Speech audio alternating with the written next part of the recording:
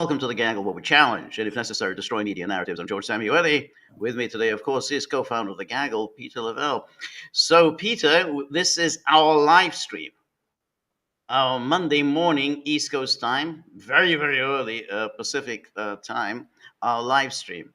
So here in Budapest, it is very cold, and it's very wet, very miserable. I don't know what it's like there. Well, I woke up unusually early this morning, so I was out with the dogs at 5, straight up 5 in the morning. I was walking the dogs. It was wet, and I was trying to think of the word in English. It wasn't snowflakes; it was like little Mhm, frozen crystals. mhm, You could just right. barely feel it on your face. A little bit of a wind. Came Mhm. home, um, washed the dogs, fed the dogs, had a breakfast, and then I took a nap because I woke up so early. And then I looked out the window and there's snow. So it was like in a few hours, winter came back. Right. Yes. Well, it seems like it here as well. Now, on the world front, it seems as if this phone conversation between Presidents Trump and Putin will take place on Tuesday. So that all Yeah. the arrangements are now being put in place, and obviously, I'm not yet sure what exactly time. I imagine it'll be early morning U.S. time. Yes, so as to get the new, which would be around well, there's an eight-hour time difference now, so it'll be around well, yeah, probably around six o'clock your time.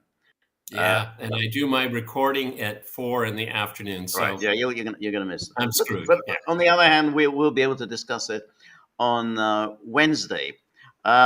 So we obviously they're making a lot of preparations for this conversation, and obviously we'll see how it goes. Trump himself, as is his word, well, we'll see what happens.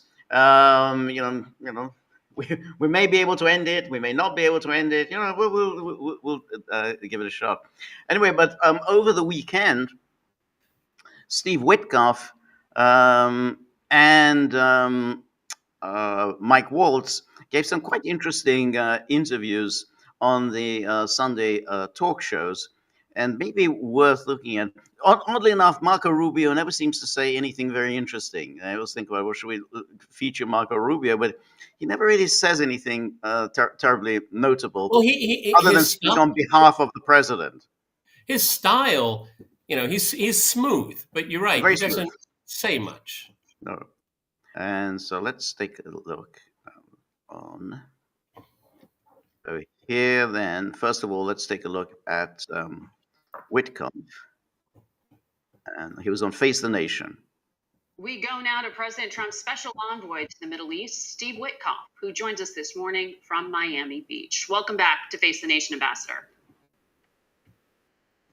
Thank you. Thank you, Margaret. Thanks for having me. So you just heard Secretary of State Rubio talk about these efforts to broker a ceasefire. You were the man face to face with Vladimir Putin. I wonder what your answer to the question is in regard to whether this is a delay tactic or whether Vladimir Putin is sincere in seeking a ceasefire. Well, I was there for quite some time, Margaret, and I agree with the Secretary's assessment. We made a lot of progress in that meeting. It was a meeting that it could have been as long as 4 hours, but it was certainly at least 3. We talked about a lot of specifics, and I point to the large gap that existed between Ukraine and Russia prior to the inauguration and where we are today. We have narrowed the issues between both of these parties, making a lot of progress, in my opinion. And I think that meeting underscores that. So I heard you say on another program this morning that you do expect Presidents Trump and Putin to speak this week. Is that a decision-making call, or is this just next steps? Well, I would assume that they have a real relationship from the president's first term. They've talked already after the first visit that I had with President Putin. And I think this is going to be a very positive and constructive call between the two men, between the two presidents. And decisions will be made on whether to move forward with this 30-day ceasefire that the U.S. and Ukraine have agreed to, but Russia, at least publicly, has not? Well, President Trump is the ultimate decision maker, our decision maker, and President Putin for the country of Russia is their decision maker. I think it's a very positive sign that the two of them will be talking at some point. I think that's showing that there's positive momentum, that there's an inclination on the part of both countries, and by the way, this includes Ukraine as well, to get to a long-term, durable peace here. Well, France's president publicly said yesterday that in his country's view, Russia is not genuine in seeking peace. They're intensifying the fighting. We saw Vladimir Putin on television this week dressed in military fatigues. He made public comments about wanting to resolve root causes of the war. How different was his message in private? Well, I don't know what President Macron said. I think it's unfortunate when people make those sort of assessments and they don't have necessarily firsthand knowledge. But I'm not going to comment on what he said because I don't know what he said. I know what he heard, the body language I witnessed. I thought that was very interesting the way he slaps down Emmanuel Macron because. Again, Macron, like Keir Starmer, we talked about it at length yesterday. They're trying to do everything they can to stop this process in its tracks. Everything that we can do. There's an article in the Times today that Starmer is planning some deployment of 10,000 troops. In what world is he living in? Just deployment. Deployment to do what exactly? So and essentially, neither Starmer or Macron are actually dealing with what is in front of us right now. They dismiss out of. They have their own interpretation. Damn the facts, and they're going to try to wrestle control of the narrative to themselves. And the entire Ukraine project has been a project of narratives. Okay. And then when we have Trump saying, essentially, I don't want Biden's war anymore, it doesn't do me any good. And they actually involve themselves into negotiations, not a narrative. This is what this is all about. That's why the narrative from the Europeans is so bizarre. It's just madness, okay? Because they've completely divorced themselves to the facts on the ground. And you know what, George? It doesn't help Ukraine. It certainly doesn't. But what they're trying to do here is that they want to try and wrong foot Russia. So in other words, they want to get into the position in which Russia says no. Russia says no, and Trump gets angry.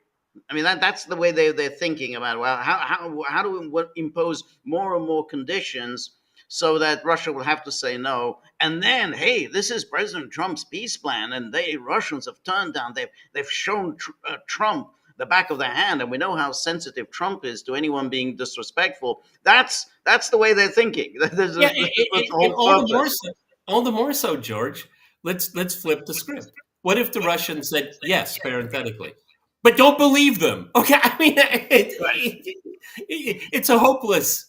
It's hopeless. Right. But that's why they're not part of the negotiations. No, they're not part of the negotiations. Add any value to it. No, they're not adding any value to it. So, but even if Russia were to say yes, they would immediately impose some additional condition. I mean, you know that they're going to put in, some condition, some additional conditions. You know what the first condition would be? We have to put in troops. Exactly. That's it. That's it. We got to get them in there right away. Yeah. We're not even going to wait. We're just going to get them in. Exactly. And that's what Le Cornu, the French defense minister, says. Oh, we expect to be deploying troops within the next 24 hours. We expect a ceasefire to be called within 24 hours, and we're going to be deploying troops within the next 24 hours. I mean, they are absolutely desperate to keep this war going. They haven't really figured out how to deal with Trump. They figure, okay, Trump is very mercurial. He can get angry and turn on a dime. You know, 1 minute he's all over you as a good friend, and then the next minute he's angry. And if he decides that Putin is the problem, which is what they want him to do, they want him to think Putin is the problem, then that's it. Then they're successful. But the goal is we have to keep it going, and that's why Macron then comes out with this statement. Well, Putin isn't serious, and to which I think he's saying politely, well, how do you know? You haven't even spoken to him. I don't even know when Macron spoke to Putin last. And you have to wonder how many layers down in the State Department, in the Defense Department, the CIA, the deep state, if you want to call it that, are saying, no, just irritate Trump enough, and he'll abandon it. Just keep pressuring. And he will blow his top like he did in the Oval Office, and then he'll recast him. That's what they're waiting for. Yep, absolutely. Because they want to change the narrative, okay, not address what's going on the ground. Go ahead. All right, so let's go in. There, is this it? Yep. So where is it going to do? George, the viewership is there's some fiddling going on here. Look, the numbers keep. I know. I noticed that. Yeah, absolutely. Very on. It is. Okay, we're back to zero. Good. All right. We're back to zero. The perfect solution. Nope. There we go. Saw a constructive effort over a long period of time to discuss the specifics of what's going on in the field. There's a 2,000-kilometer border between these two countries, and they are shooting each other and facing each other across that 2,000-mile border. That's a very, very complicated ceasefire, and yet everybody is committed to have that discussion. Here we are in the throes of having that discussion, with the Russians talking about sending technical teams, the United States sending technical teams, a meeting in Saudi Arabia with our National Security Advisor, Mike Waltz, and Secretary of State Rubio that had a lot of positivity attached to it. My meeting, which I regard as promising. I think those are all very, very good trends and hopefully inform on the possibility of a near-term peace agreement. So beyond the ceasefire, a peace agreement, you're already talking about technicalities in terms of territory that would be given up? Well, what I'm saying, what I'm saying is that a ceasefire involves how to get people to not be fighting with each other over a 2,000-kilometer border. That's 1,200 miles. Right. Nor does that include a main area of confrontation, which is Kursk. And so there's different battlefield conditions. We've got to discuss that. There are regions that we all know the Russians are focused on. There is a nuclear reactor that supplies quite a bit of electricity to the country of Ukraine. That's got to be dealt with. There's access to ports. There's the Black Sea.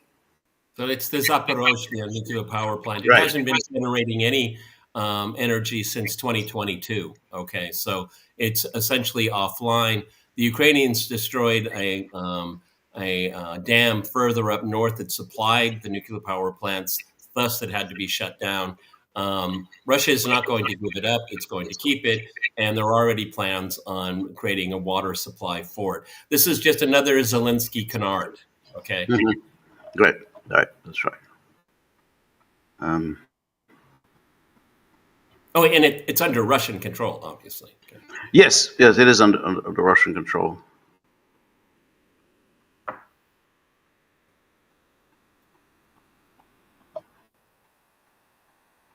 The potential agreement. There's so many elements, Margaret, to the implementation of a ceasefire here, and I compare it sometimes to Gaza.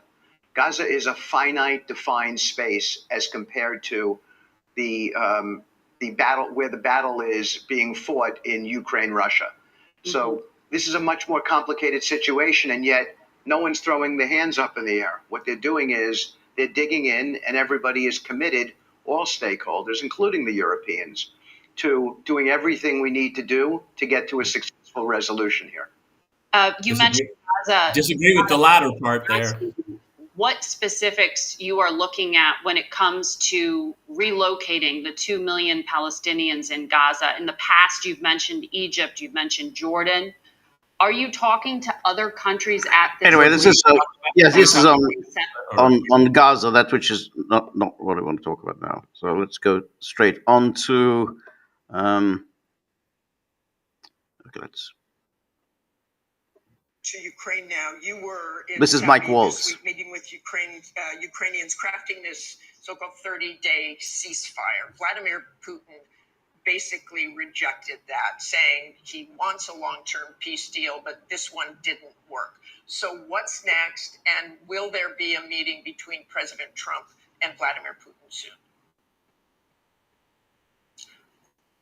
Well, I was in Jeddah with our great Secretary of State, Marco Rubio, and we walked through a number of aspects, a number of factors that have to be in place to achieve a permanent peace.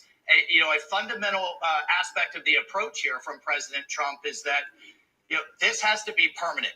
That's what we continue to hear from the Ukrainians, that we cannot have a situation where this continues to break down. At the same time, we are engaging with the Russians.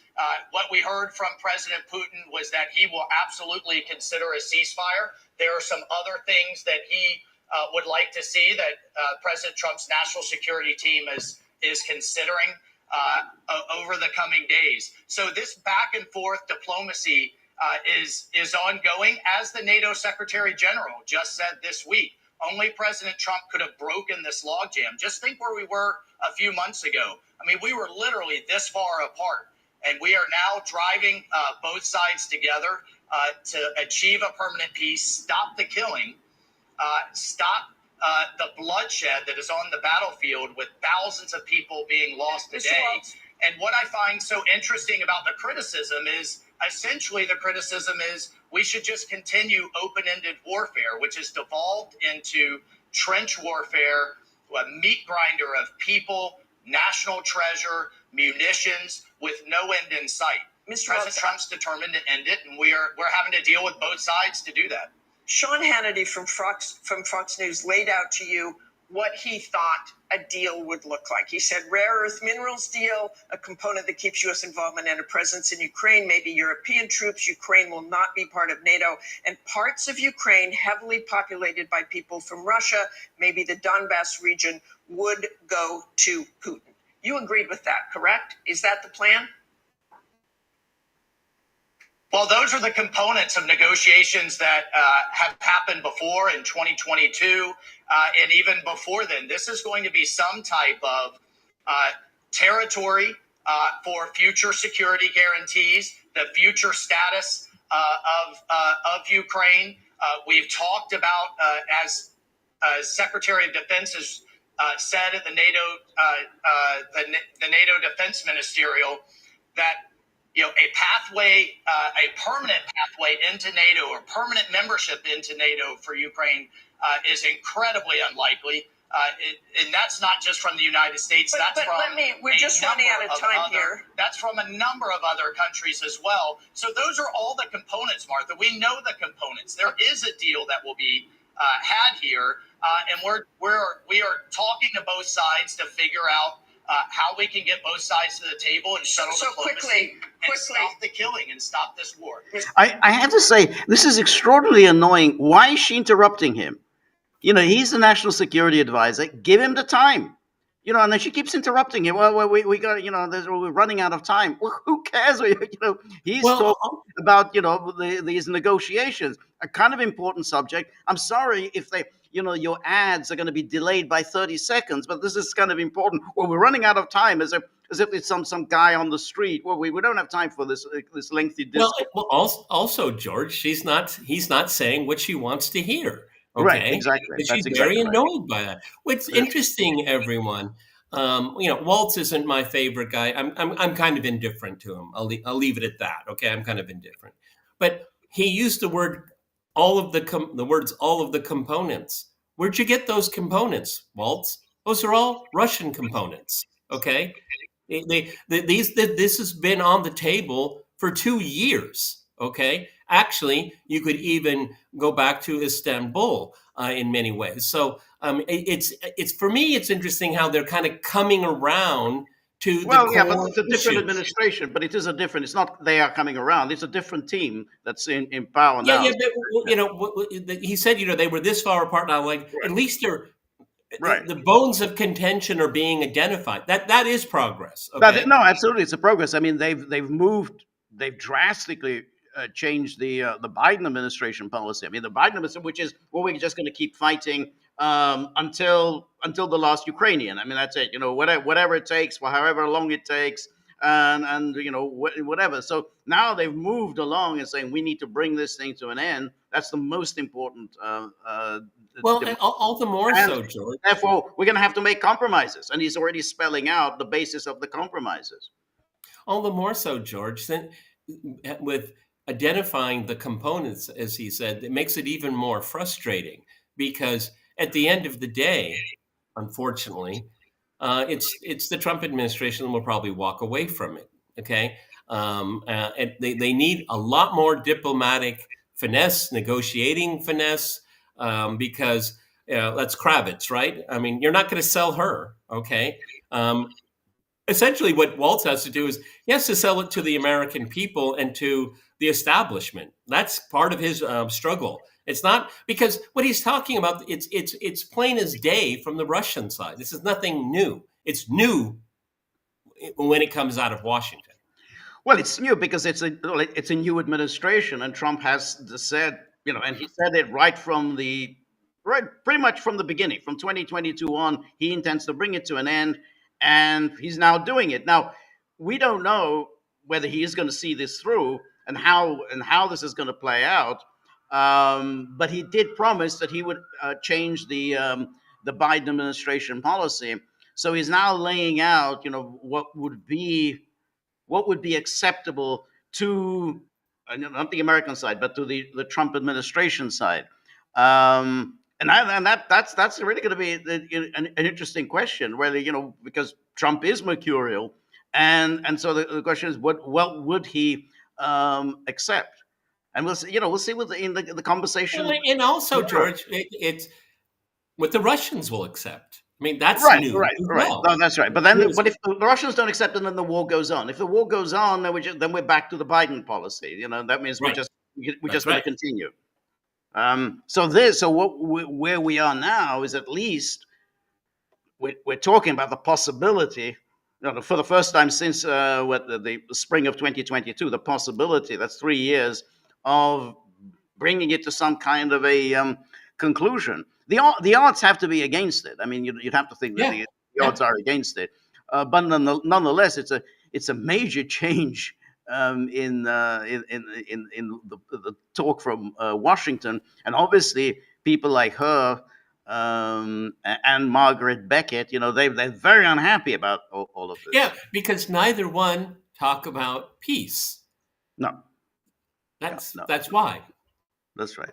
And I think that's why she's kind of hurrying him along. Okay, well, we got to go now. Mr. Walton, I don't mean to interrupt, but so Russia could be given the Donbass in addition to hanging on to Crimea, even though they invaded Ukraine. Quickly, if you can, please. Martha, we have to ask ourselves, is it in our national interest? Is it realistic? We've talked to the Europeans about this and the Ukrainians. Are we going to drive every Russian off of every inch of Ukrainian soil, including Crimea? And what the strategy of the Biden administration was as long as it takes, as much as it takes, no matter what the timeline is, which is essentially endless warfare in an environment that we're literally losing hundreds of thousands of people in a matter of months and could escalate into World War III. So we can talk about what's right and wrong, and we also have to talk about the reality of the situation on the ground. And that's what we are doing through diplomacy. Let's listen to that again. That was very interesting what he just said. It's very interesting. Yeah. Let's see.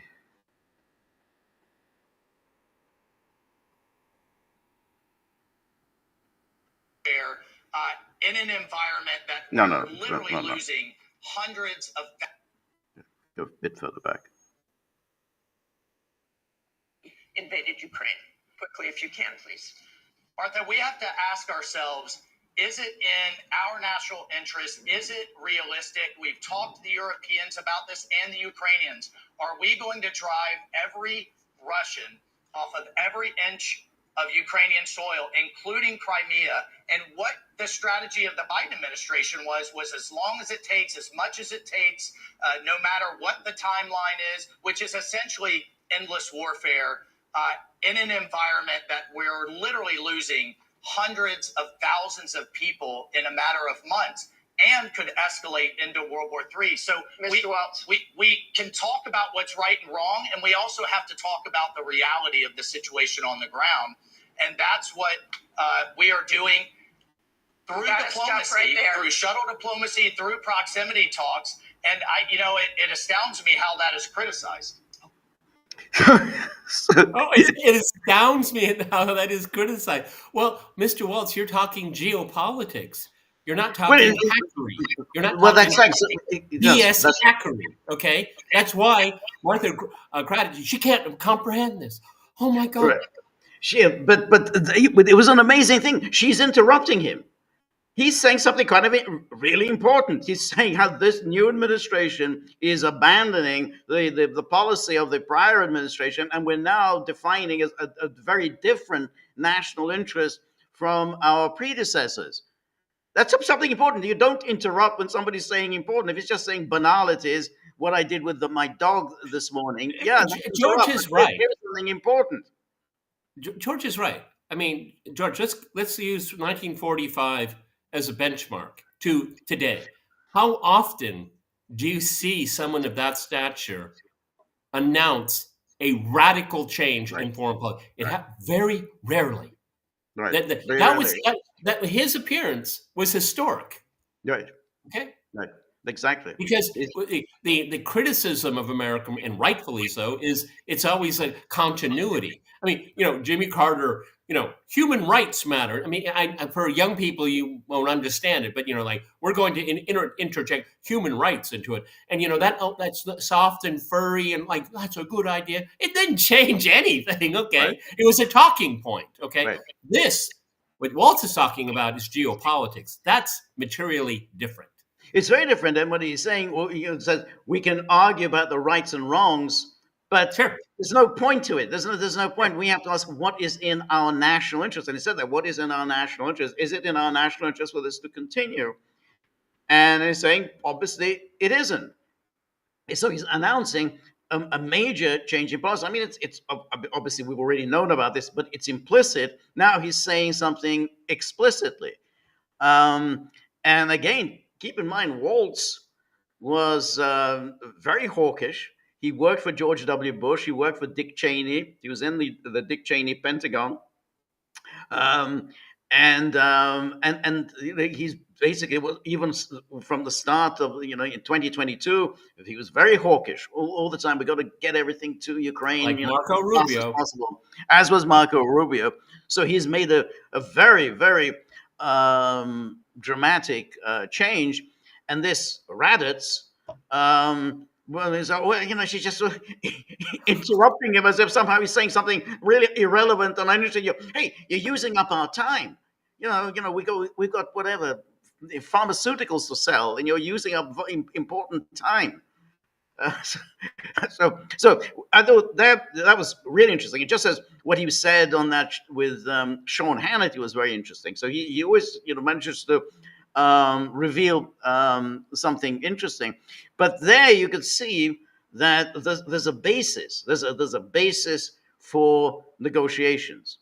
That doesn't mean that it will succeed. But where before there wasn't a basis. I think it's interesting to explore his candor, if we can use that word. I tend to think they want to get the cat out of the bag early. So it's out in public discussion where the position of the administration is, Right. instead of going through the shuttle diplomacy, this and that, and the phone calls. Oh, we've kind of decided that they're going to have to be territorial concessions. They're getting ahead of it. They're getting ahead. No, I agree. They're getting it out now. It's a very interesting thing because, of course, when it comes to foreign policy, a president has pretty much complete leeway. I mean, they're going to be howls of anger from Congress, from everyone else, but there's nothing much that they can do. It's not as if Trump is going to sign a treaty. If they signed a treaty, yeah, absolutely, they can refuse to ratify the treaty. He's not going to sign the treaty. So this is just going to be negotiations, shuttle diplomacy, and then something will be cobbled together, and then whatever largely, I would imagine, if it succeeds, all the important issues are going to be kicked down the road. So for further discussion, and so at least he can't do that. But what's interesting, it's a side segue to something I want to talk a little bit about, is the way that the courts are now sort of running the country. I mean, it's like, anything Trump does, it's immediately the Democrats rush to some court, a friendly court, and then a judge announces, that's it, the administration can't do this. So, and then the administration, well, now you have to stick with this is what the judge told you to do. You can't implement it. Well, I mean, that is true, but there's another element that's interesting, maybe even scary. They're just ignoring the court orders. Okay? Well, that's a difficult one. This is a real test that's going on.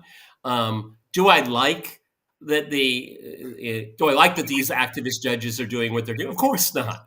Do I like the administration is ignoring the courts? I don't like that either, George. But particularly on the issue of immigration, this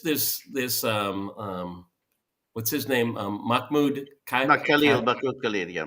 Well, that's just an abomination story. Well, okay, let me finish. But this issue has been top of mind for so many people for so long, and neither party ever attempted to resolve it. A lot of BS talking points. Donald Trump is acting very forcefully right now. I think going over the line at times too. But what did you expect? What did you expect from a population of voters that have been telling that both parties for decades now, you have to start doing something about it? Right. Well, Trump, for better or worse, mostly for the better, in some areas really awful, he's doing something about it. What did you expect to happen? You get to this breaking point. Yes, that's it. And that's, I think it's a very impoverished situation, but it's not. No one should be surprised, okay? Right. And these activist judges, I mean, was it going back to 1789 or 17? Oh, come on, give me a break, okay? I mean, we're getting the worst of all possible worst worlds right now, George. But this is the thing that ultimately you have a president. He's the one person in the country, the one office in the country in which the entire nation votes for. It's one. Everyone else, you're either congressional districts, or a very small group of people votes for Congress people, statewide offices like governors and senators and state votes. This is the one office that's the entire nation votes for. And when it comes to immigration, who comes into the country, who can stay in the immigration country? Is a national problem too. It's a national issue, and there the president has absolute leeway, and the Supreme Court has ruled on this. So what these judges do is that they step in, they second guess a president, which is not their responsibility. It's not that's not in the Constitution that judges can simply run the country, and then the way it's presented in the media, well, that's it.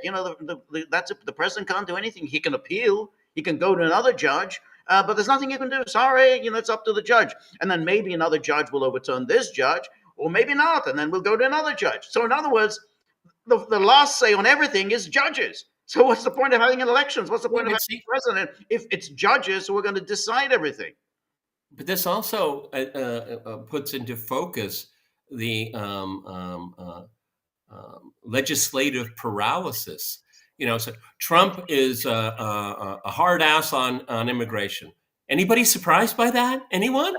Really? Remember the escalator speech, everyone? right. Everybody knows, okay? But then you have these sacks of rocks, I'm going to try to keep it clean, in Congress, including a lot of Republicans, Right. Oh yeah, well, we'll go with Biden's immigration plan because they'll get more people, more officers to process Right, illegal right. immigration, to process it, not to stop it, That's okay? it, exactly. And so exactly. you have breakdown everywhere on Right. this here. Right. Am I surprised that Trump is taking this position? There's a judicial term. It's called latches. Okay. So Donald Trump, you can't do that. Well, it's already done. Okay. Right. All right. We're going to take you to court. Well, we'll see you in court in 2 or 3 years. And then it'll be latches. Like, it's already been done. What can we do? Okay. Right. Yeah. No, that's it. That's the Trump strategy. That's what this administration's strategy is. They're going to use a very, very blunt object to deal with this, which I am against. I think the judicial element of specific individuals and their rights should be addressed. But I'm not surprised that it's happening. Right, but they should be addressed. On the other hand, you still can't have judges essentially taking over executive powers. I mean, all these powers of the different branches of governments are spelled out in great detail in the constitutions, Article 1, Article 2, and Article 3. And you can't have essentially judges deciding, well, I know better than the president does as to whether this agency can function or whether this person can be in the country and so on. That you can't do. That's obviously not how the founders envisaged America functioning. And what then happens is that once it's in the courts, then they can just slow walk everything. It's like, well, then, you're going to appeal it to the circuit court. Well, that's going to take a little bit of time. And then the circuit court, and then now you can't go to the higher court because now you say that was an en banc hearing. So we have to then, have the entire circuit court hear it. So all of this takes time, months, could be years, and it prevents the proper functioning of government. And that is at all how the Constitution is supposed to work. And then it is a violation of democracy because the judges are not elected. These are unelected individuals. They're essentially legislating their own political prejudices. And that's why I criticize Congress.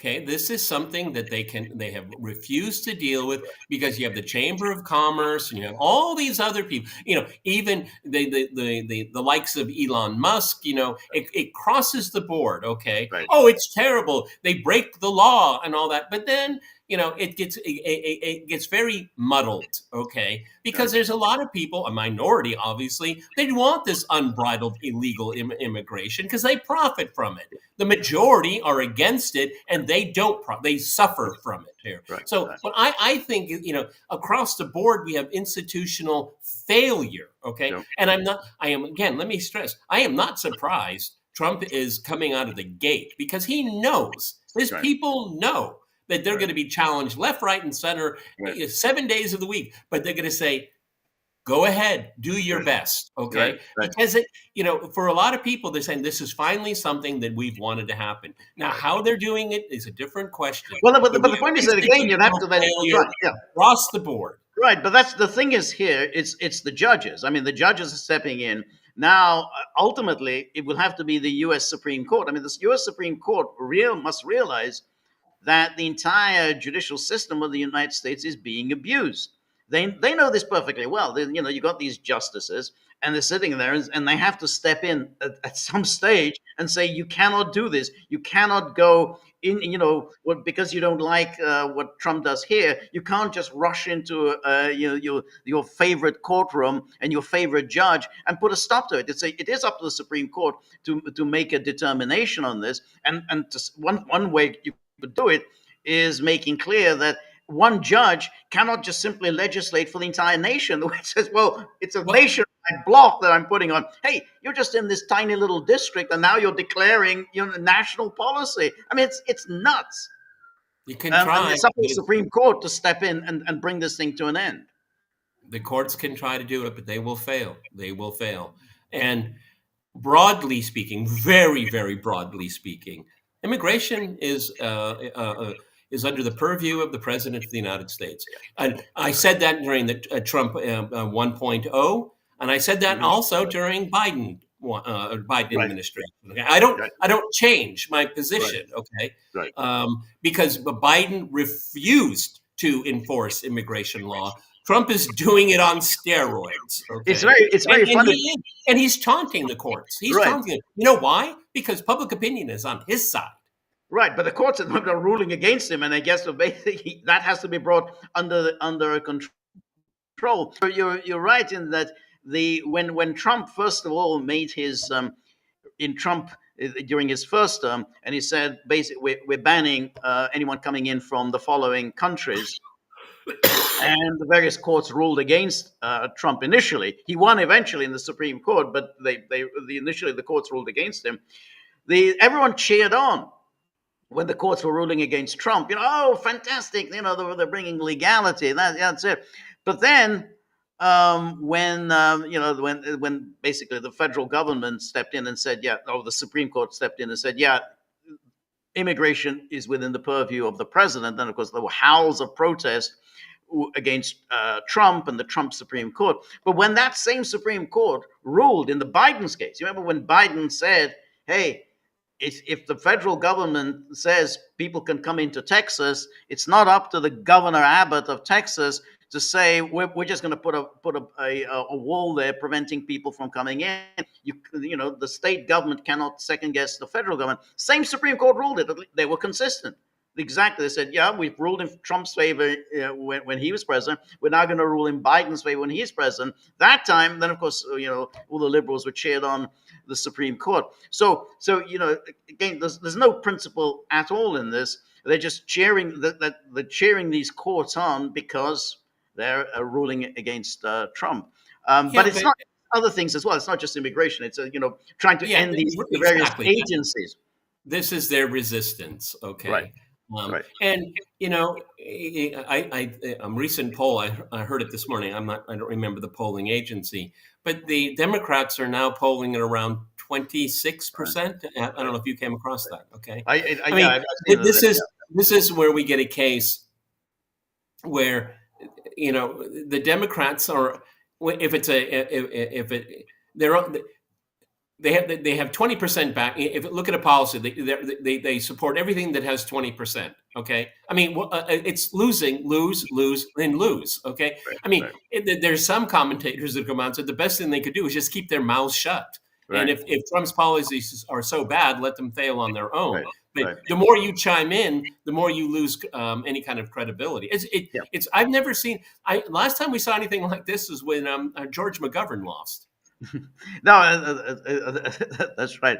But the interesting, I think I think we have a positive view over Trump when it comes to on Russia. He's making an effort to bring that war to an end. And I think again when he's trying to enact policy, trying to get a hold of this immigration policy, which is out of control. One thing that I think he's pursuing the consensus establishment view without any change at all is when it comes to the Middle East, which is very strange because Trump had said that we're not going to get involved in any more wars in the Middle East. That's it. We're not going to do it. It's a waste of money. I don't know, $7-8 trillion down the toilet. So he said, and yet he now made this decision recently to start bombing the Houthis in Yemen, which is a kind of strange decision to take because the previous, this is nothing new. The bombing of the Houthis is an ongoing thing. The Biden people bombed the Houthis without any great the Obama administration starved them. Okay, there's nothing new here. George, I just have to interject here. And maybe we can do a separate podcast on it. But the Trump administration's approach to free speech, I find appalling. Okay, and right? That really, really angers me. Okay, because it's so hypocritical. Okay, to stay on point with the Middle East, George, it's all about Iran. It is about Iran. So what happened over the weekend is that Trump sent out this truth announcing these strikes against the Houthis. And here he is. Today, I have ordered the United States military to launch decisive and powerful military action against the Houthi terrorists in Yemen. They have waged an unrelenting campaign of piracy, violence, and terrorism against American and other ships, aircraft, and drones. Joe Biden's response was pathetically weak, so the unrestrained Houthis just kept going. It has been over a year since a U.S. flagged commercial ship safely sailed through the Suez Canal, the Red Sea, or the Gulf of Aden. The last American warship to go through the Red Sea 4 months ago was attacked by the Houthis over a dozen times. Funded by Iran, and the Houthi thugs have fired missiles at U.S. aircraft and targeted our troops and allies.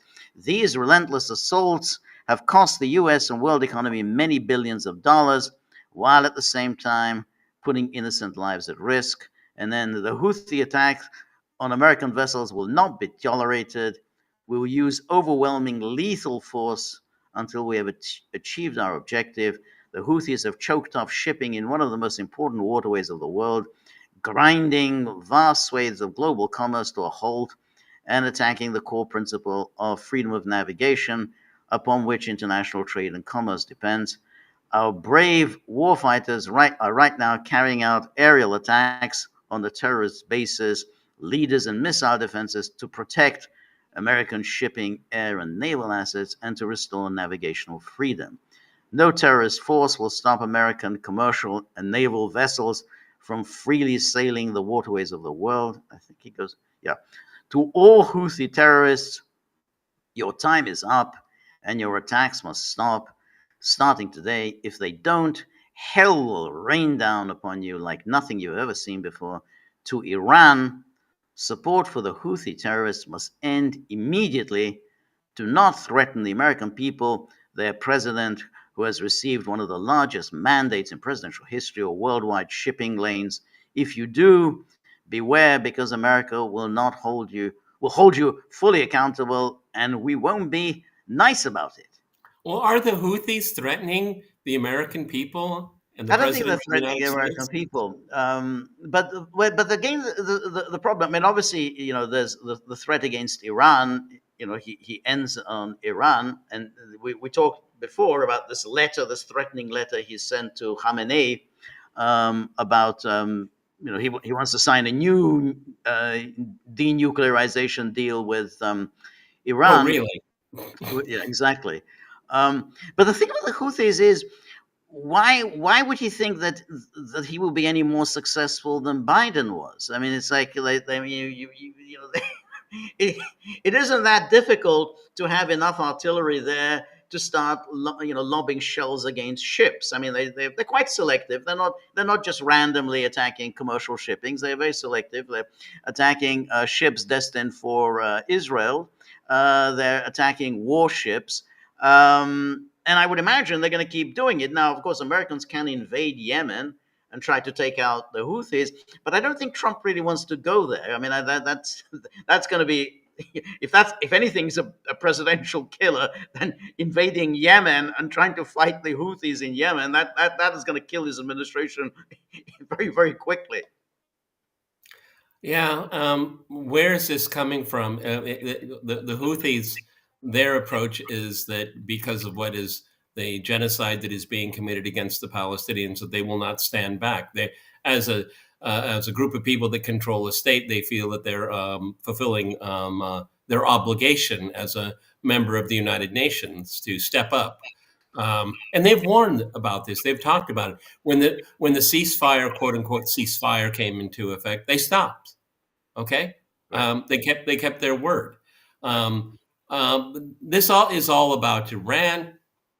It, of course, for Israel to break the spell of its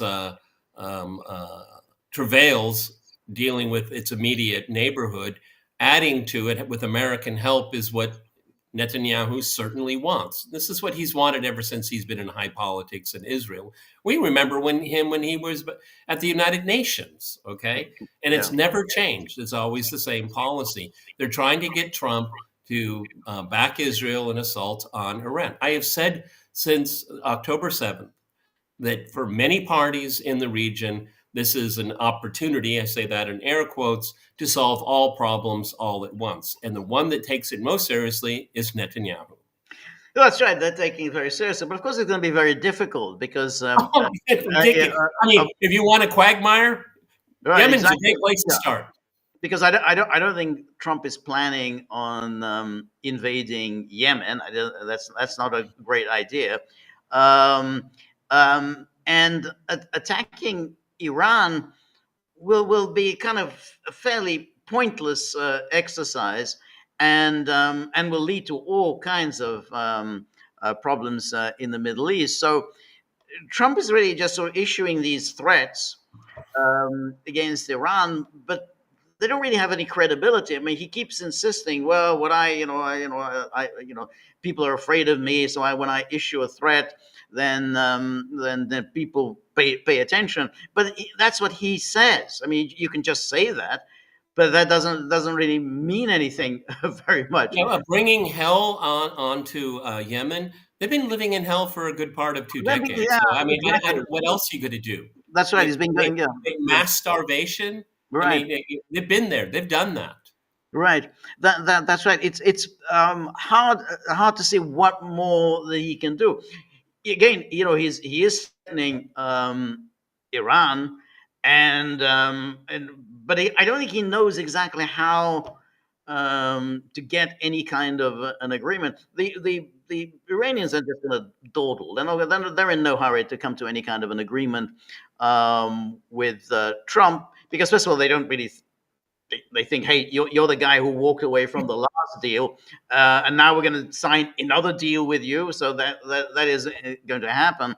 And even if they do sign a deal with Trump, what's the guarantee that the next man in isn't going to walk away from that? So having signed the deal, this will be an opportunity for President J.D. Vance to say, well, I wasn't really that happy with President Trump's deal with Iran, so I think I'm going to leave. So it's not going to happen. And then the question then is, well, is he really ready to start lobbing missiles on Iran? Well, he may lob one or two missiles that have all sorts of effect downstream in the Middle East. I don't think it's going to make much of a difference to Iran. I mean, again, okay, you can lob a couple of missiles.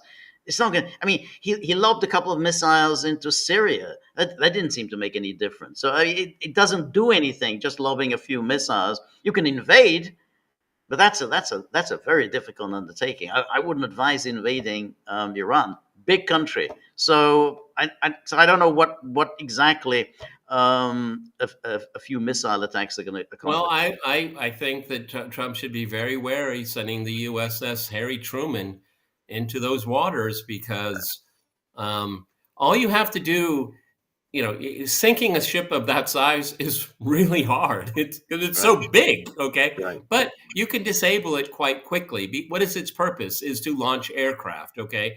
If you can destroy the tarmac or damage it, then it's useless. It's a useless, huge ship, okay? Right. And so Trump is opening himself up for humiliation. A few missiles from Yemen can damage. I don't have any idea what an aircraft carrier costs these days, but it's more than pocket change. So, right. I mean, the symbolism and the bluster in all of this, it's not dealing with the root problems of the Middle East. It's actually just doing Israel's bidding. I'm sorry, it's as simple as that.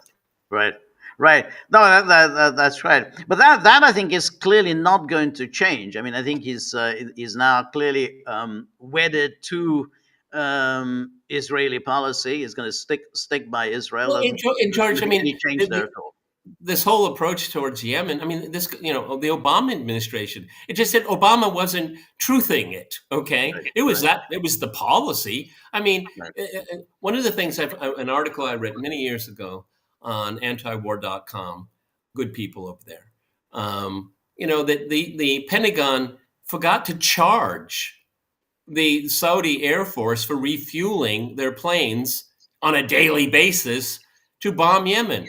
I mean, how much Elon Musk, where are you? Okay. I mean, tens of millions, hundreds of millions, who knows? It was a lot of, they forgot to charge them.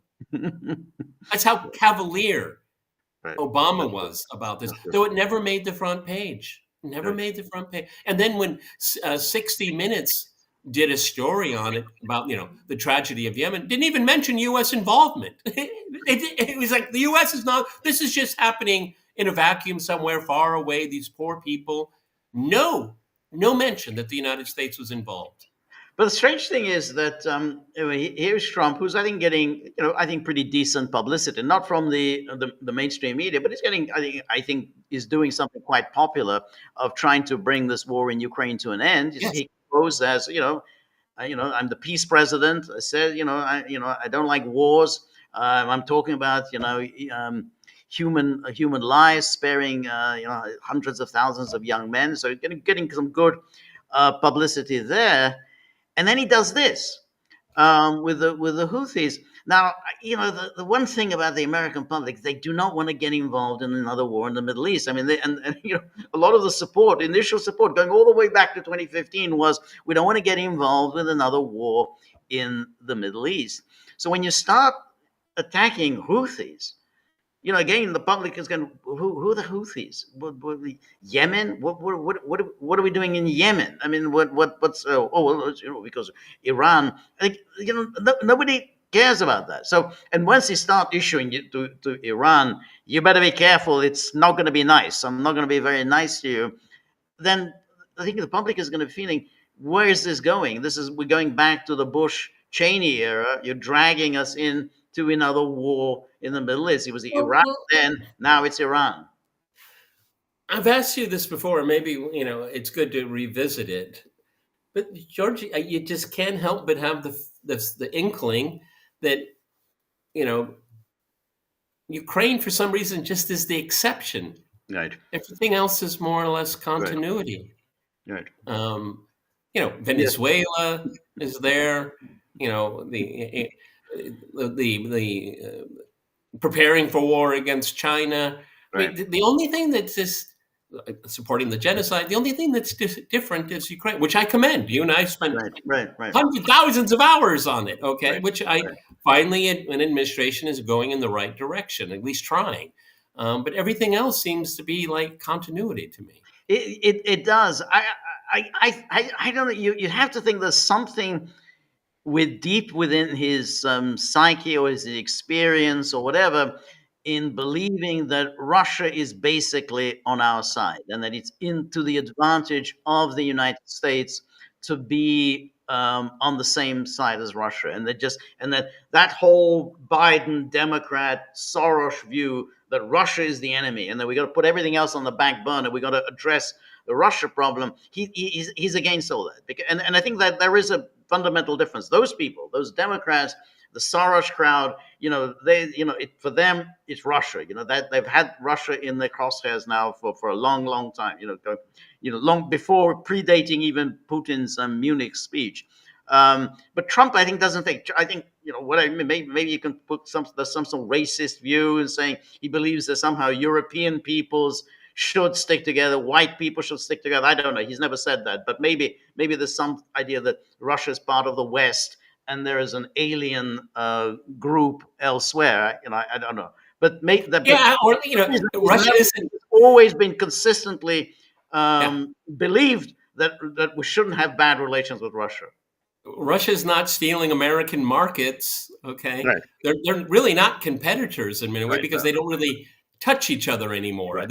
They're Russian trade, Russian American trade is insignificant. I mean, it's not even worth talking about. Right. Okay. Right. Yeah. I suppose that's one part of it. But there are a lot of countries that aren't in any way economic competitors to America, and yet Trump seems to absolutely hate them. So Venezuela is not any kind of a competitor to the United States, and yet he seems to have. Well, Venezuela has America's oil. That's the problem. Okay, that's that mentality. But America has plenty of oil. I mean, I'm just I bring it up again because I think it's interesting to talk about why this anomaly, because Trump gets a lot of mileage out of it because he's the peacemaker. He's making peace. Right. And but elsewhere, it's very, very depressing. Okay, Right. it's and plus it, Witkoff and these other people, they got, I think they've been snookered. Okay, the quote unquote ceasefire, they're changing the rules and conditions, which of course we expected. This is what always happens. Okay, extending the first phase of the ceasefire when it comes to Gaza. We want, but we want more hostages to be released. But we're not going to talk about phase 2. This was Right. typical Israeli playbook. Right. No, but again, I mean, they have very different standards when it applies to Israel. But I think going back to this issue, he sees Russia as being fundamentally on our side. China's not on our side. Iran isn't on our side. That he has a real hostility. Now, the interesting thing is that if you think, let's say, kind of a right-wing influence, let's say Tucker Carlson. Now, Tucker Carlson also thinks China is that's the main enemy. That's what we have to focus on, and thinks Russia's basically on our side. We just, there's no reason for any enmity. But there is a difference, and that is Tucker Carlson does not think that the United States should be waging war against Iran. I mean, so he's at least consistent in being anti-war, anti-interventionist. So he says, I think we're being sold a bill of goods that Iran has done anything, that any Americans have died as a result of Iranian activities or whatever. That's different from Trump. Trump, he absolutely embraces that whole Israeli position about the Iran is an enemy. So yeah, but that begs the question, George, is that it's just reflexive, right? I mean, when I was growing up, because of the hostage crisis, remember everyone, that's when it became part of American DNA. I mean, I don't know how many middle-aged Americans would say, well, I hate Iran because of the hostage crisis. Right. I don't know if that's top of mind anymore. No, why do you hate Iran? Because we hate Iran. I mean, is that, and plus with the influence, and the influences around Donald Trump that are almost to the person Zionist, that is just reinforced over and over and over and over again. And, going back to Wesley Clark's, 7 countries and what? Well, yeah, but I don't believe anything. Sorry, but I'm not buying any of that. You don't have to buy into it. That's a bet noir of my. I bring it up for a reason. Is that so many people think about that. That's part they do think about that, but it doesn't matter if it's true or not. It's part of the discourse of what people think about the Middle East, which most people don't think about on a regular basis. People like ourselves are, we're freaks of nature. Okay. Right. Wesley Clark, 7. That people will mention that all the time. Right. It doesn't matter if it's true. Yeah, but it's because I think Wesley Clark is a professional liar, so it's automatically when he says something, self-promoter. That's right. So anyway, on a slightly different topic, I wanted to say something. I saw the Telegraph today, kind of a remarkable story. If you can see that somehow George reads the Telegraph, so we don't. So we don't know exactly. I don't advise it. It's very bad for your health.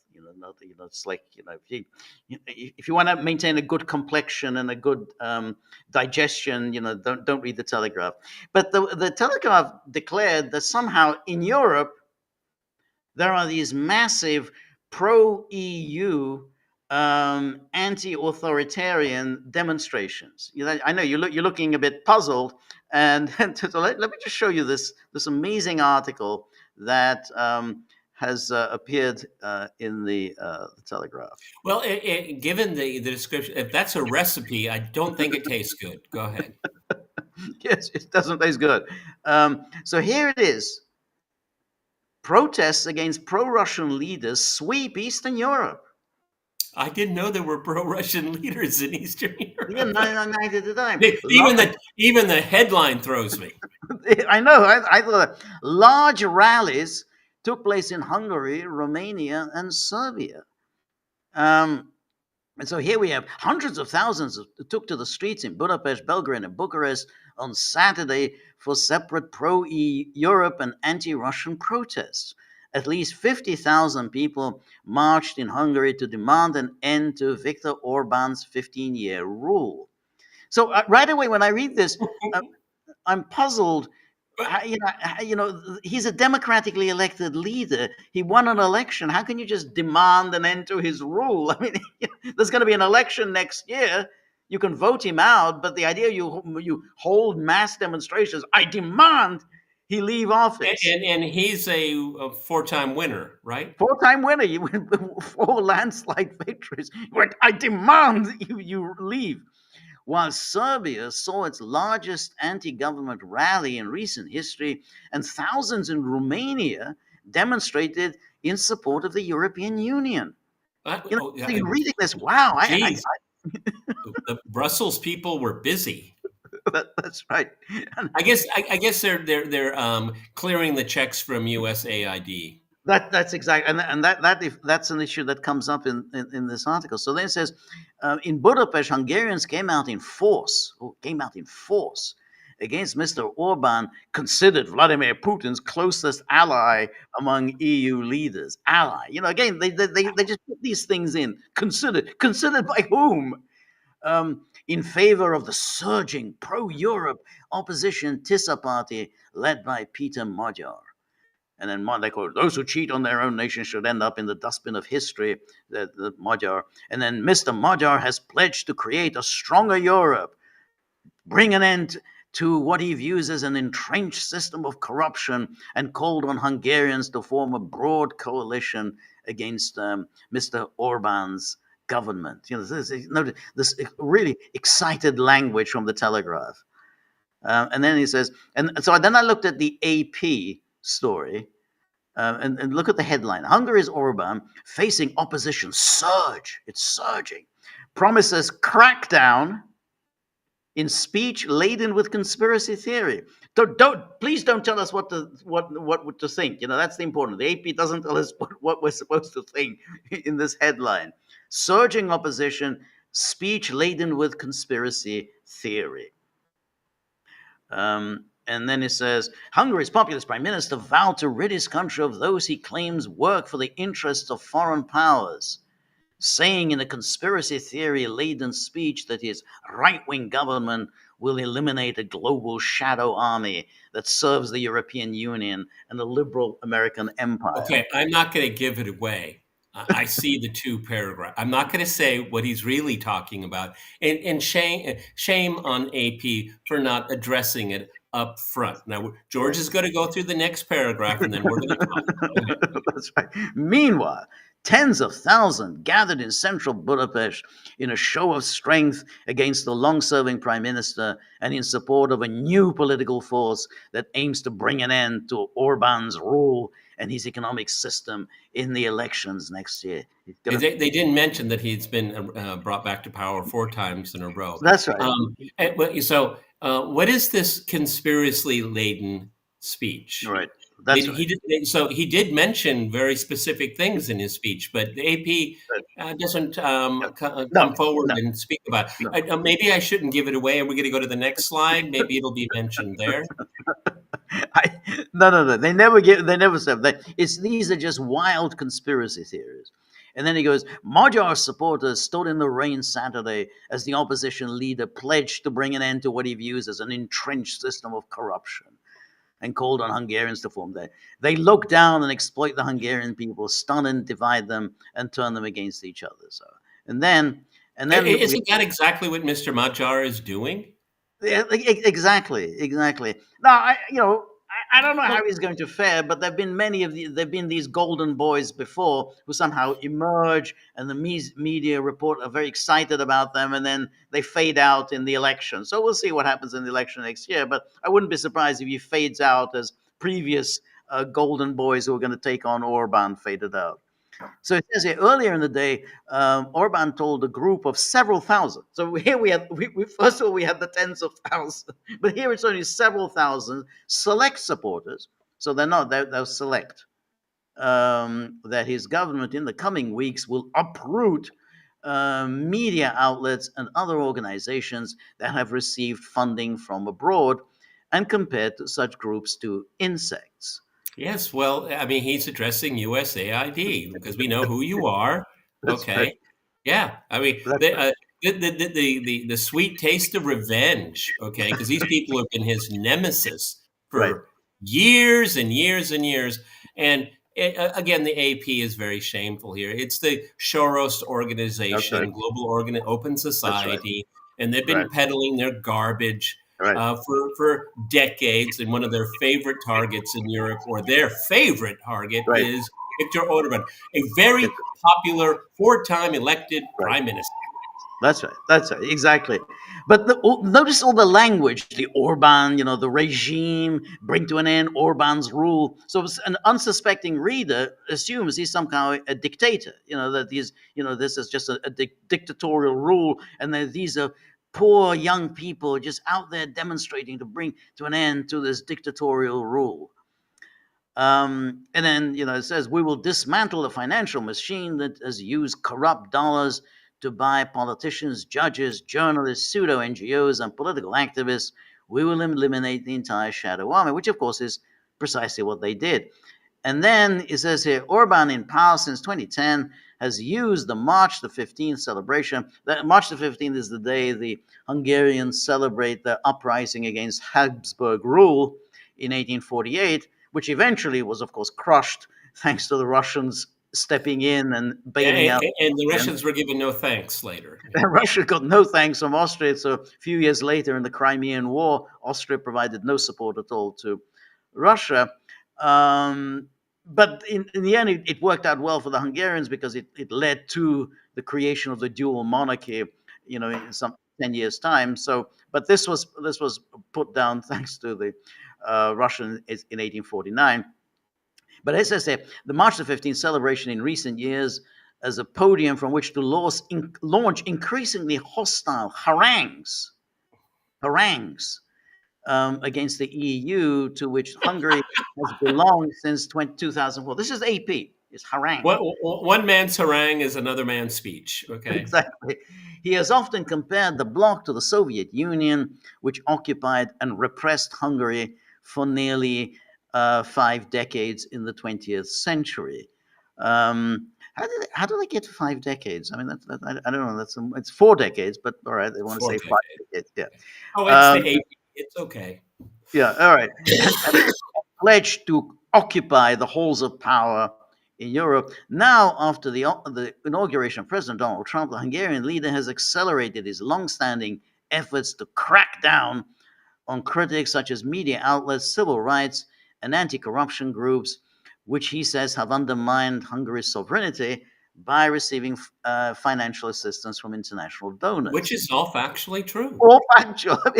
But this is where it says, Orban, a Trump ally, just in case, say it again, just because we didn't get the point. Well, I mean, is he sleeping with Putin or is he sleeping with Trump? That's a very good question. That's exactly the question I always wonder as well when they say all this. Like, which one is it? Is he a Putin ally or a Trump ally? I mean, it's like, sometimes he's quite close to Xi Jinping, so maybe he's a Xi Jinping ally as well. A Trump ally has applauded the U.S. administration actions to dismantle the USAID, claiming with no evidence that it was used to fund liberal causes in Hungary aimed at toppling his government. Now, so USAID was doing it all over the world, except for in Hungary. That's right. So I looked quickly to this visit that Samantha Power paid to Hungary in February 2023. Remember, yeah, that's right. Here's U.S. Embassy in Hungary. Administrator Samantha Power visits Hungary. And then here's a picture of her, just because you forgot what she looked like. There she is. That when she made her visit in February 2023. And here she says, she met with Hungarian governance and rights advocates, including representatives from the Hungarian Helsinki Committee, K-Monitor, Transparency International, Eötvös Loránd University, to discuss their work in supporting democracy, transparency, and rights in Hungary. And how many of these governments got money from Samantha Power? I think a lot. She came with a checkbook of $20 million, which is a lot of money. The administrator highlighted USAID's newly launched work to help support democracy in Central Europe. No evidence. No evidence at all that they were supporting liberal causes. Newly launched work to help support democracy in Central Europe, including by bolstering civil society. That's their favorite buzzword, and helping independent media. Another favorite, independent Which is media. not very independent because they're Not dependent on a paycheck. exactly, helping independent media thrive and build new audiences. Administrator Powell also held a lunch meeting with advocates of human rights and LGBTQI plus communities, where they discussed the experience of LGBTQI plus people in Hungary and their efforts to increase understanding, support marginalized groups, and improve the lives of LGBTQI plus people in Hungary. The administrator emphasized that the United States will continue to stand as an ally with LGBTQI plus people and all marginalized groups in their struggle for equality. No, they have no interest in the majority of people. So that was there's no evidence. So there's no evidence that they were in any way interfering with domestic affairs in Hungary. So back to the AP, it says that on Saturday, Orban, a firm opponent of immigration, echoed the conspiratorial Great Replacement theory, a baseless racist hypothesis which suggests that there's a global plot to diminish the influence of white people. That, of It's course, not- is a lie. That's not what the Great Replacement theory says. That it's all about white people. That And it was an invention by the Democratic Party. exactly, and they gloated that they would change the demography of the United States.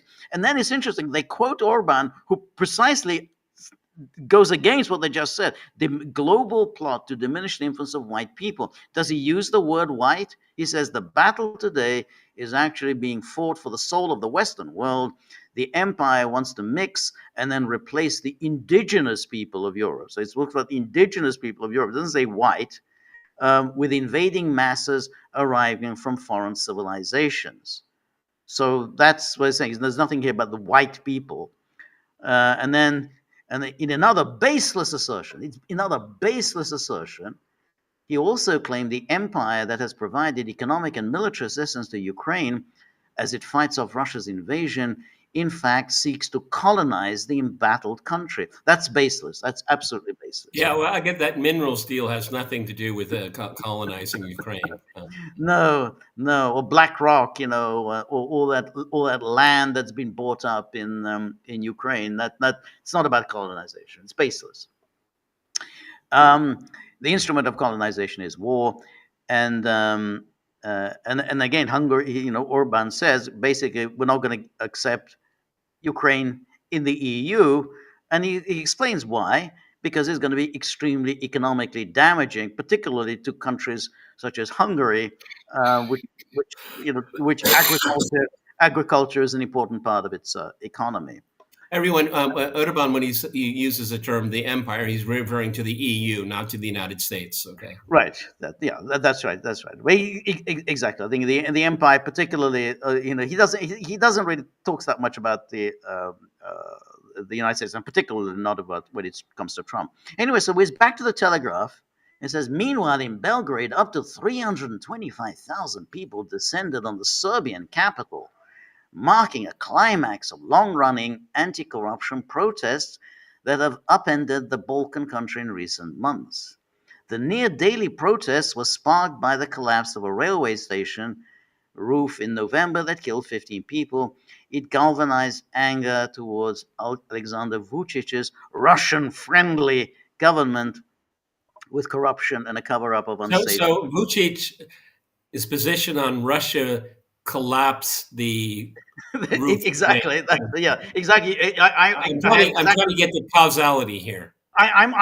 Very good question. That's exactly what I was puzzled. So they're talking about this collapse of a concrete canopy. Again, not clear what that has to do with Vucic, but okay, if you want to blame it on Vucic, then you can blame it. But nonetheless, I mean, they were already holding inquiries. Some people have been prosecuted for that. So but that was already in November, and so we have these constant protests, and you have to wonder, well, what are these protests supposed to accomplish?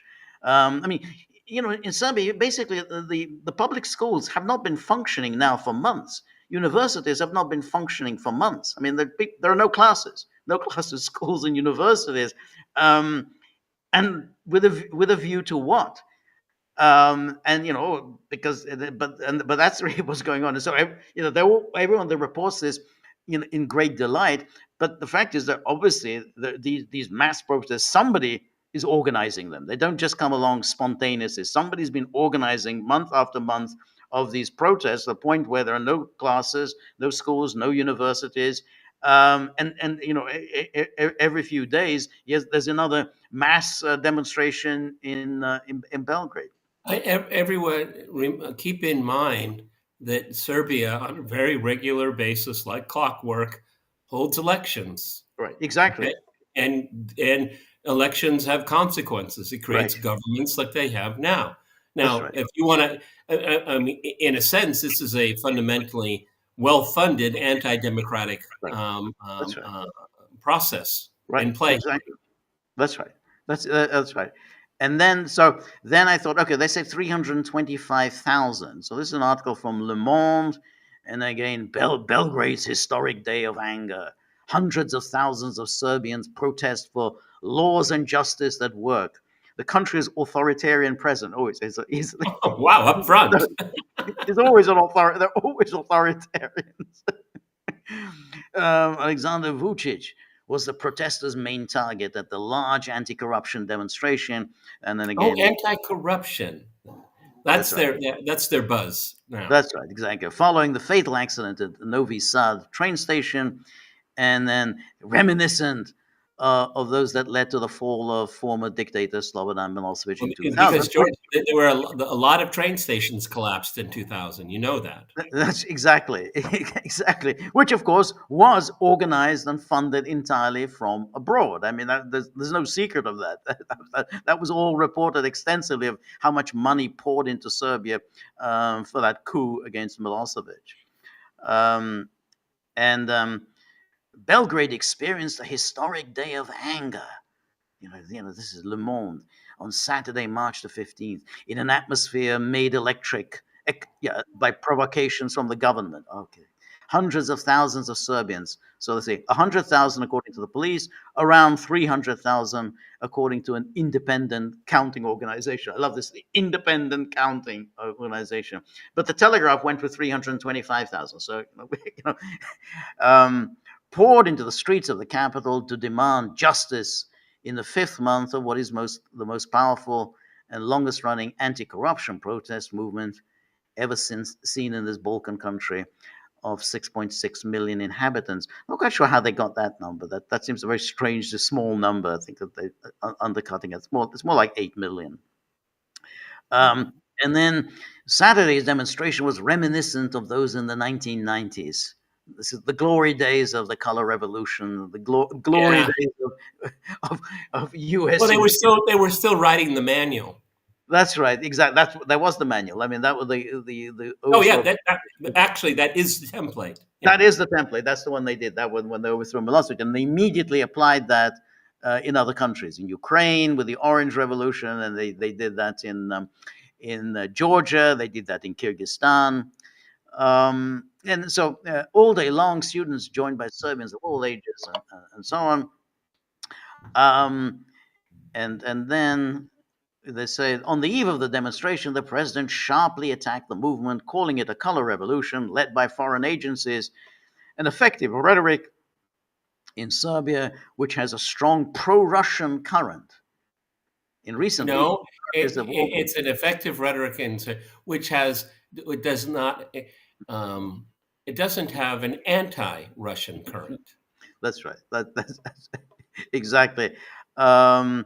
And then it goes on, and so this is now we're back to the Telegraph again. So that's Hungary. We've had Serbia, and then it says ahead of the mass protest, the increasingly autocratic leader claimed. I thought he was already autocratic, but apparently he's increasingly so.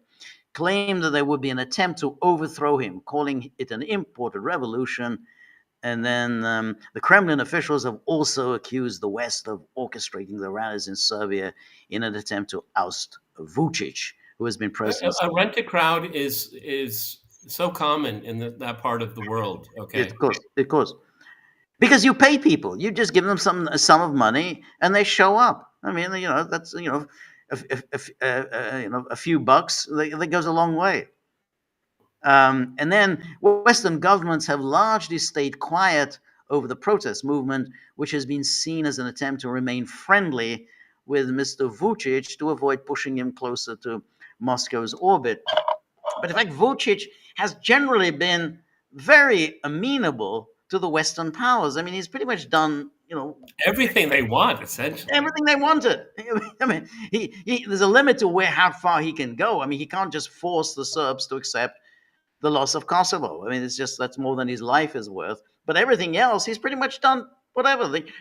He voted with the NATO powers at the United Nations General Assembly. So they don't have the lithium mining thing, which wasn't popular in Serbia. He went along with that, and then. But then it says, Mr. Vucic said on Saturday that his government got the message, but insisted the majority do not want a color revolution in reference to uprisings aimed at creating Western-style democracies in post-communist states. I didn't know that they were Western-style democracies. I didn't realize that the Saakashvili's victory in the color revolution in Georgia brought in a Western-style democracy. I didn't know the Orange Revolution brought in a Western-style democracy when you had Timoshenko, the gas princess, coming to power. I mean, that's a Western-style democracy. And then we have Romania, which people miss that one. In Romania on Saturday, thousands rallied in Bucharest to defend their country's future in Europe and voice their opposition to rising nationalist and anti-European sentiment. And who are these people? Romania is due to repeat its two-round presidential election in May after the country's top court voided an initial ballot in December due to accusations of Russian interference. Just accusations. So.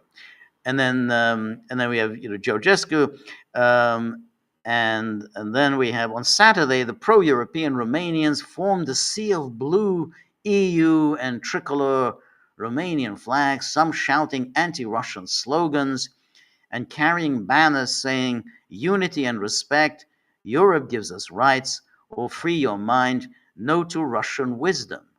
So apparently you somehow got some people out in Romania to denounce Russia. How is Russia in any way a problem in Romania? And then here's a Reuters report: Romanians rally to show support for Europe amid election tensions.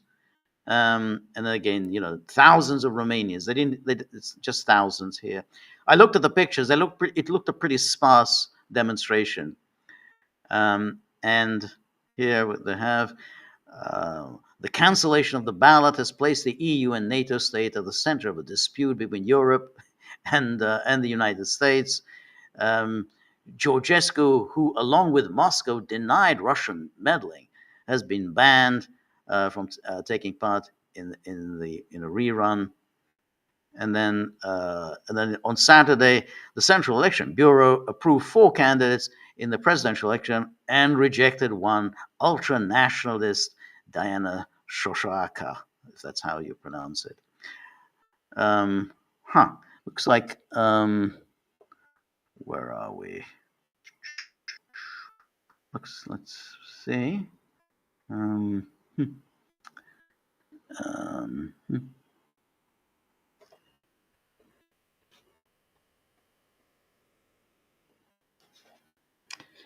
Okay.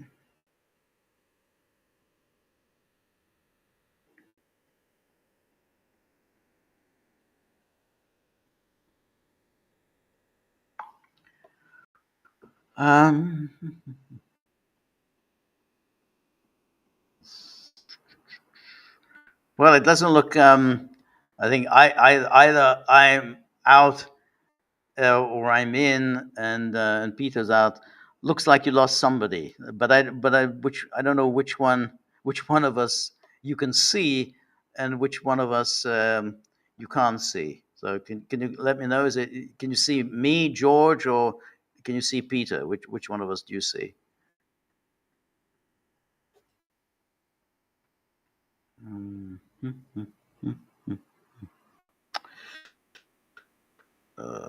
Well, so Carlos says you can see me. That's live TV for you, says James. Judy says we see you. All right, let's see. All right, let me see if I can just take a look at our locals page, and then maybe Peter will be able to rejoin us. And always problems with Rumble. So, but let's see.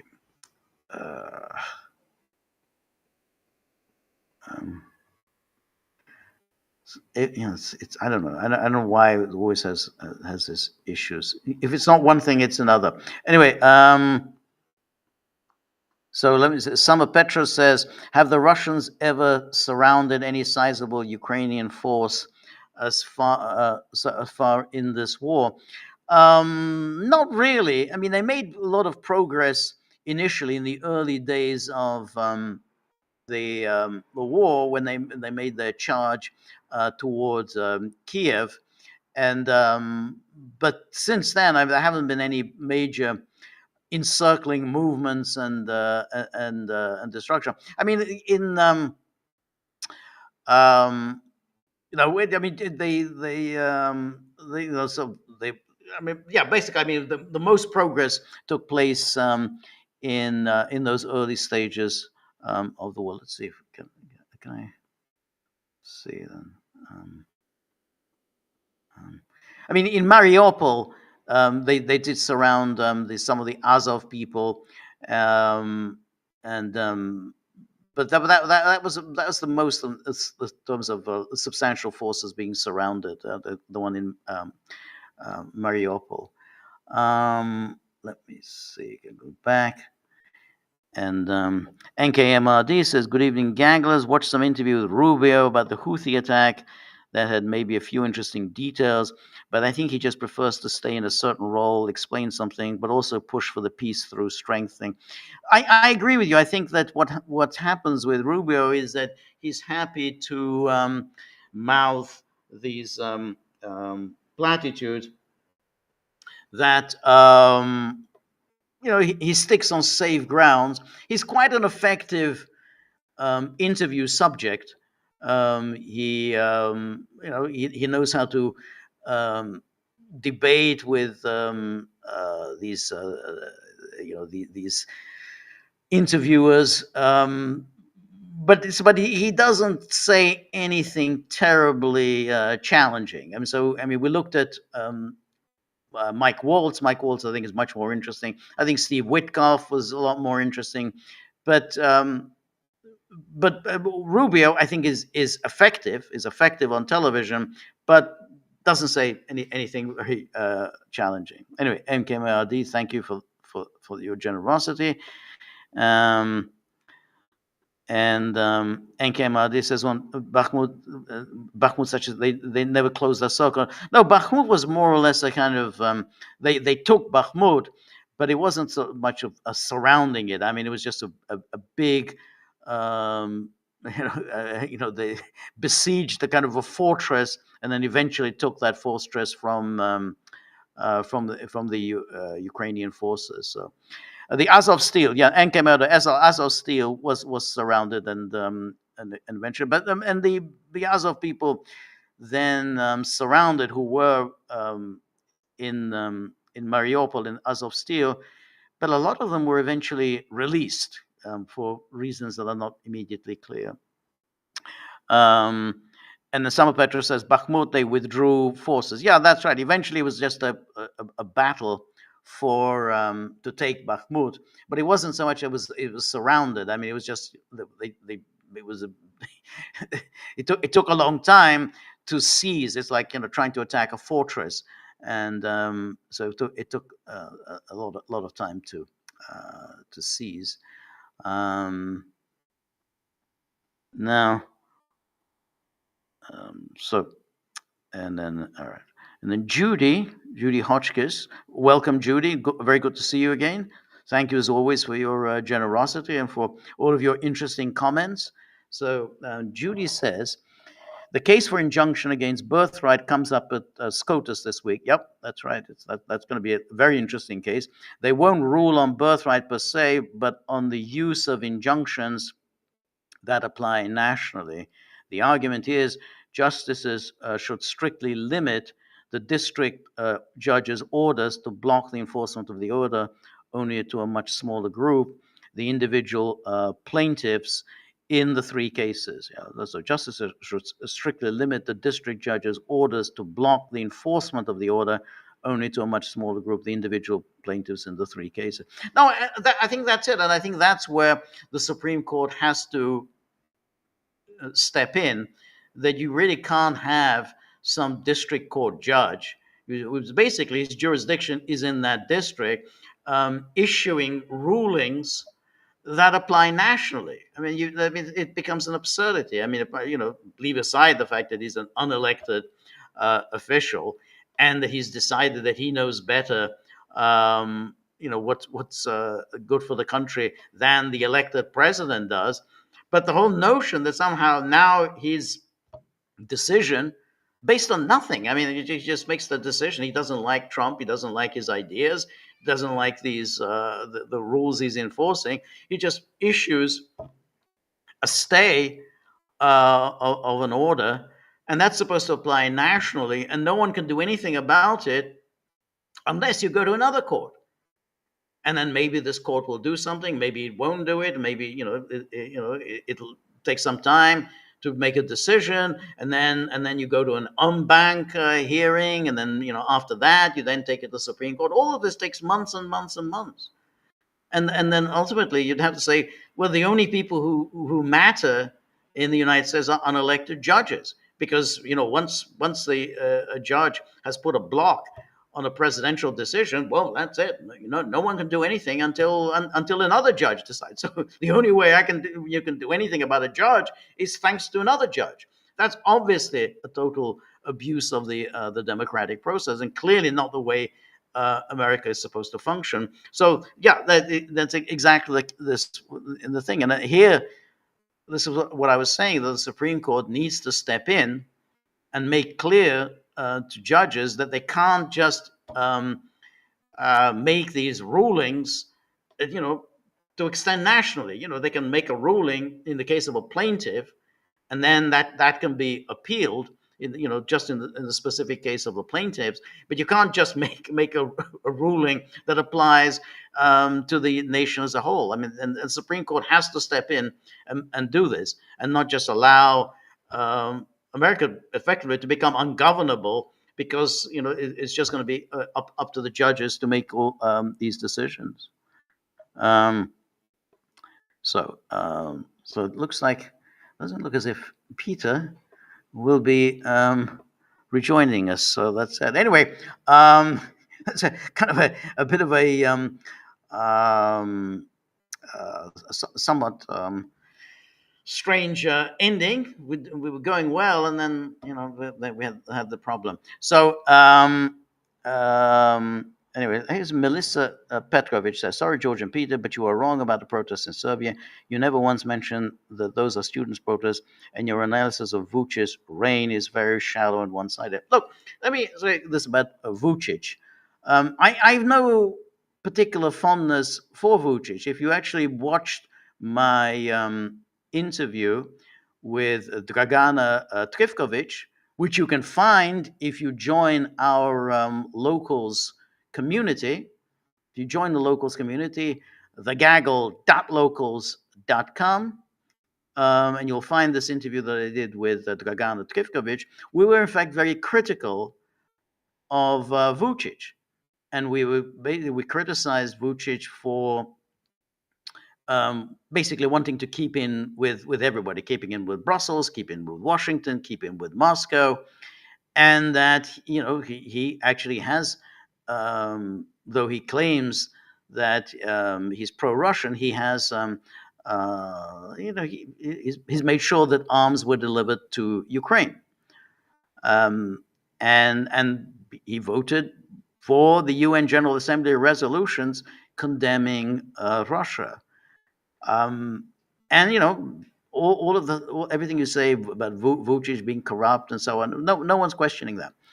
What is important here, again, there's a lot of negative things you can say about Vucic. What is important is whether a democratically elected government can essentially be made ungovernable by the protests. The protests themselves seem very nebulous.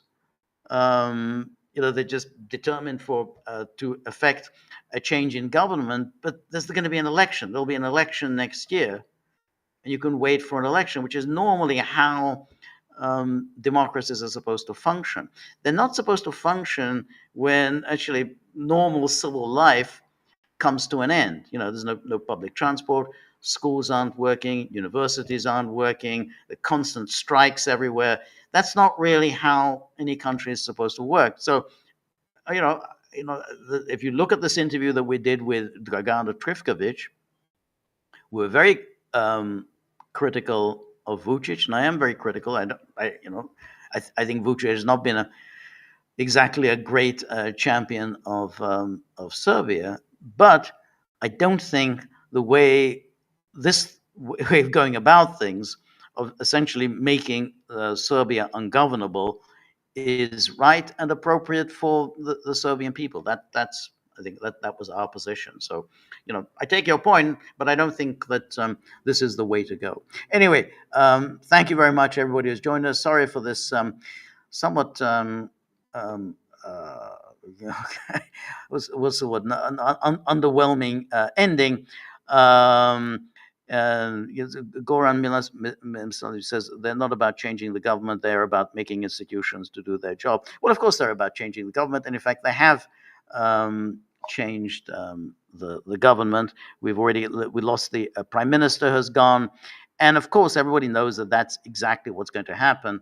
That the goal is to get Vucic out. So I know they're saying that's not our goal, but of course it is ultimately goal, and it is to affect a change in government. I mean, the idea of institutions to do their job. How by bringing a country to a standstill, on a regular standstill, how are institutions doing their job? How are the institutions doing their jobs if children are not going to school? They have to lose a year. They're going to lose a year in school. How are institutions doing their job if people have paid for classes in university and there are no classes? Because that's it. So you've paid all this money, you've lost your money, and there are no classes at university. You're going to have to do these classes all over again next year. How is that institutions doing their job? Use some common sense, please. Anyway, thank you so much. We will be back next week, and we hope that the Rumble will work for once. Anyway, thank you for joining us, and thank you for those who managed to put some money into the tip jar. So thank you. I will be back. I hope at because of the time change, 4 p.m. Eastern time next week to do my solo live stream. So thank you. See you soon. All the best. Bye-bye.